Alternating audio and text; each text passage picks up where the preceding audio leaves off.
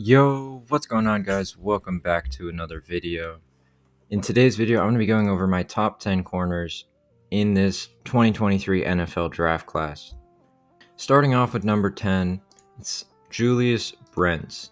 So he's 6'3", 198. He has really nice athleticism, good movement skills, and he's long, he's sticky in coverage. A very nice upside player as well as solid immediate impact. My main concern was ball skills. I would honestly compare him to Eric Stokes. I don't think he has that level of straight line speed, but he still has really nice straight line speed. But it's the ball skills. He can cover so well in zone and man, but then the quarterback throws the ball up and he doesn't know how to catch it. He doesn't know how to track it. He doesn't know how to knock it away, which can result in penalties. And ultimately, he's going to need to get coached up to improve that. But other than that, he's a really high upside guy. He's a little thin, but that's okay at the corner position. He's still a good tackler, which is really nice consolation prize.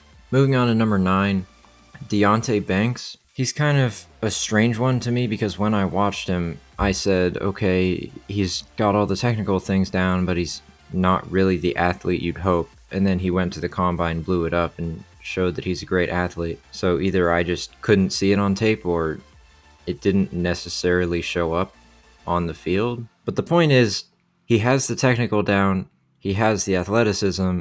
If he puts them together, he can be a really good corner. And I mean, he's at 9 here, but if I had seen him use that athleticism, he would have been one of my top 2 or 3 corners in this class. He's a really nice tackler, he's good in the run game. He's not exactly sticky in coverage, but he's still solid. He can play zone, he can play man, and he has athleticism, obviously.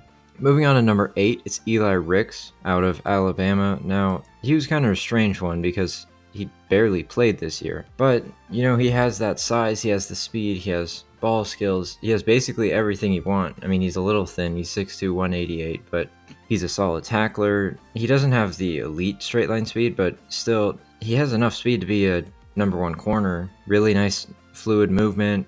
I mean, I have no idea why Alabama wasn't starting him. They were starting corners who were worse than him over him. And he's another high upside guy who maybe didn't really prove himself that much in college, but if he goes to a team with a good coach, he has a very high upside. Number 7 is a guy who might not have that level of upside in Clark Phillips, but he played well. And his tape looked great. I had to lower his grade after the combine because a lot of what I saw on tape looked like athleticism that didn't show up at the combine. But ultimately, you gotta go mainly on tape, and this guy has really good tape. He's very sticky in coverage. He can run with anybody. He's got good form, good ball skills. He has the upside of an actual lockdown outside corner, despite his size. A lot of people would project him as a slot corner, but I think he can be an outside corner. Moving on to number 6, Emmanuel Forbes. Now, I was a big fan of him. He's productive, athleticism. I mean, really the only concern is he weighs 166 pounds.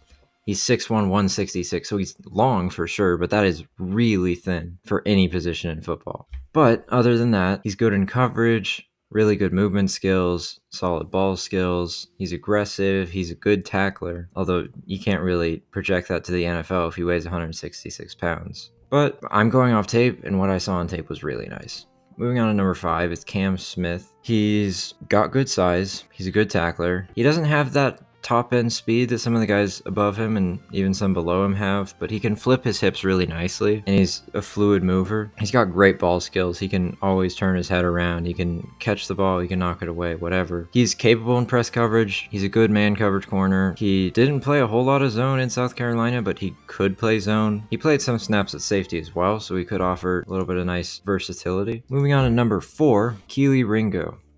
Now, I know a lot of people would have him lower, but I kind of like what I saw. I know he gets beat, but ultimately, mainly off traits, he is one of the higher end corners because he's overly physical. That's the main concern. He'll jump at fakes, at double moves, whatever, and that results in busting coverage. But ultimately, he's got great athleticism, good size, and when he's in coverage, he's relatively sticky. He sticks with the receivers throughout the play. He doesn't let up much separation unless he's jumping at it, but he's also a good tackler. And you kind of want that aggressiveness in a corner. I mean, we've seen with Trayvon Diggs, you can get coached out of the jumping at double moves, but that type of aggressiveness is really kind of highly desired in corners at this point. Number 3, Christian Gonzalez. Now, he's probably the most athletic corner. He's got really good speed, he's got great size, and he's really strong. He probably is the best tackler in the class. He's a very consistent tackler. My main concern with him was ball skills. He struggled to catch it. He's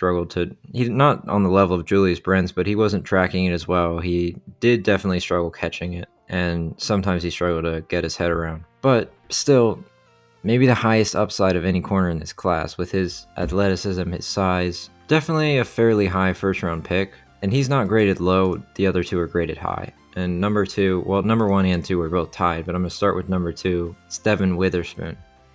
Now, even though I put Joey Porter just slightly ahead of him, I do like Devin Witherspoon more. He's got a level of aggressiveness that I don't think I've seen in a corner since Jair Alexander. He's a smaller guy, which is basically the only concern, but he's sticky coverage, great in man, good in zone, really nice ball skills. He avoids penalties despite being aggressive. He gets off blocks in the run game and he makes tackles. And he's also really athletic. I'm a really big fan of him. The main concern is his size, but he's still, I mean, even if he gets stuck in the slot, even if he's told you can't be an outside corner, you have to be a slot corner. There are 32 starting slot corner roles in the NFL, and there are definitely not 32 better slot corners than him. So I think he's definitely worthy of a very high first round pick. Moving on to number 1, Joey Porter. He's just a great player. I mean, I've scouted a couple other guys in that Penn State secondary, and every time I watched them, it was the same with Devin Witherspoon, but every time I watched them, the one secondary player that was constantly sticking out was Joey Porter. He's a really consistent tackler, played a lot of man and zone coverage and was really good at both of them. He doesn't stick with the receiver